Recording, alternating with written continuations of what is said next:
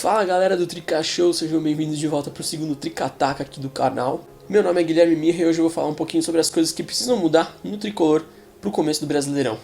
Quando eu tive a ideia de fazer esse vídeo, eu fiquei muito dúvida se eu fazia um vídeo só sobre o jogo do Mirassol, a eliminação do Campeonato Paulista, ou se pensava em uma coisa um pouquinho mais elaborada para fazer um apanhadão de como foi o São Paulo nesse retorno do futebol depois da paralisação por causa da pandemia.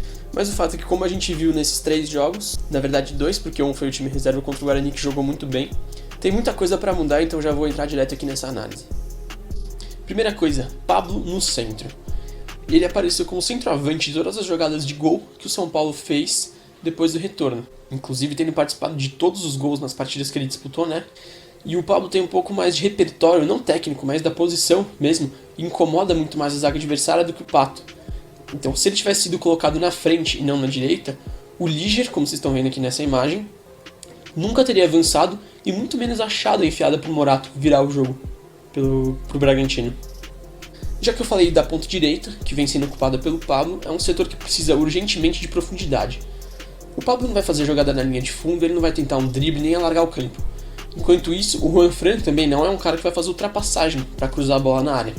Então o Juanfran fica recuado mais ou menos aqui na intermediária ofensiva e o Pablo vai pro meio da área, deixando um buraco na ponta direita. E o torcedor gosta de zoar porque o Antony não sabia chutar e sei lá o que, mas a verdade é que ele faz muita falta, nesse sentido pelo menos. Usar o Pablo na direita é anular todas as jogadas em profundidade aqui no lado direito, perder o drible, a jogada individual, e o São Paulo acaba virando um time muito mais previsível, muito mais fácil de conter. O Vitor Bueno por ali poderia dar um pouco mais disso, tanto até que a jogada no gol do Mirassol veio com uma jogada individual, né, porque ele só ciscou, né, nem driblou direito, e cruzou lá na linha de fundo, mas no lado esquerdo. E ele também tem o drible e poderia dar de volta ao São Paulo um pouco mais de ação nesse setor aqui na direita, sem que o Juanfran tenha que sair dessa zona de conforto, digamos, desse intermediário aqui que ele fica, já que ele não faz muita ultrapassagem. O Pato não pode liderar a linha de ataque, muito menos sozinho. Além de não ser mais aquele finalizador do Inter e dos primeiros anos de Milan, ele não incomoda a defesa adversária, como eu falei, e ele não se mexe o suficiente para criar espaço para quem joga perto dele. Então, como o São Paulo marca em um 4-4-2, uma coisa que poderia acontecer é usar o Igor Gomes para fechar esse setor quando o São Paulo tivesse a bola, e o Pablo seria o centroavante que pressionaria os zagueiros e encheria o saco deles, né? E o Pato ficaria ali meio como um segundo atacante, um pouco mais recuado e mais solto, sem tantas responsabilidades defensivas, e jogando ali no último ombro, né, nas costas do último zagueiro, do último defensor, para sair em velocidade, porque mesmo não tendo também aquela explosão do começo da carreira, ele ainda é um jogador rápido. Chá de banco nos laterais.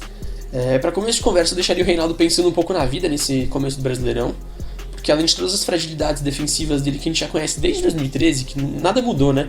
Por mais que ele tenha evoluído ofensivamente, ele continua sendo o mesmo lateral fraco na hora de marcar que ele era quando chegou na Penapolense. O Léo, que inclusive deu assistência contra o Guarani, ou o Everton poderiam ser testados ali na lateral para dar um pouco mais de leveza e dinamismo ao time. Quanto ao Juanfran, que é uma questão um pouco mais complexa, ele acaba sendo um pouco vítima do esquema que não tem nenhum ponta direita à frente dele, nem um volante preso. Então ele não vai render um time assim. O Diniz tem que repensar o esquema inteiro para colocar ele em campo. Porque até quando o time vinha bem no primeiro semestre, ele individualmente ainda estava meio perdido, né? Não estava se achando em campo. Rever a volância. O Tietê só recua como terceiro zagueiro para ajudar na saída de bola, mas quando ela chega no ataque ele sobe junto e deixa o Arboleda e o Bruno Alves sozinhos, expostos e dependendo da cobertura dos laterais, sendo que ambos são lentos, né? Mas essas constantes trocas com o Daniel Alves só estão abrindo cada vez mais o time. Então seria legal ou o Diniz estabelecer essa função defensiva para o Tietê e fixar ele como primeiro homem do meio de campo, ou talvez dar mais chances ao Luan, que é um jogador jovem que tem muito potencial e precisa jogar também, né? Ele é a opção mais segura no quesito marcação, também é um destruidor, né? Como eu vou falar um pouco mais pra frente. Ou até dar chance pro Liziero, porque mesmo jogando junto com o Luan, então em tese ele estaria um pouco mais solto, ele jogou bem recuado. Vou falar disso mais quando eu falar do jogo contra o Guarani.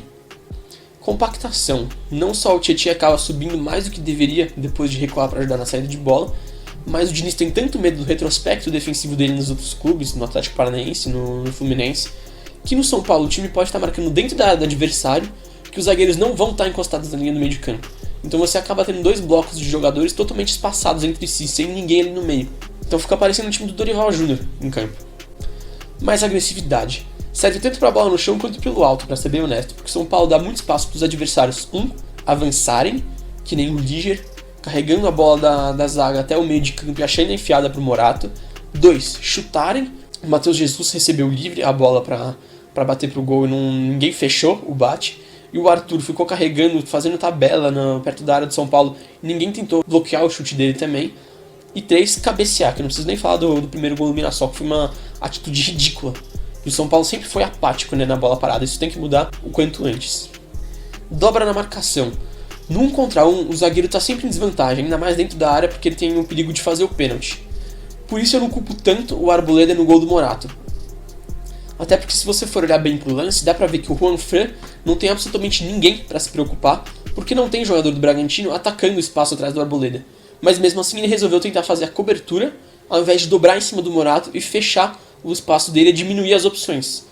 Em situações como essa, que o São Paulo não levou contra-ataque, né? O Liger achou a bola quando o São Paulo estava inteiro montado no campo de defesa. Tem mais gente de São Paulo defendendo do que o adversário tem atacando. Então é inadmissível que não tenham nenhum tipo de dobra na marcação, já que o São Paulo vai estar sempre em superioridade numérica.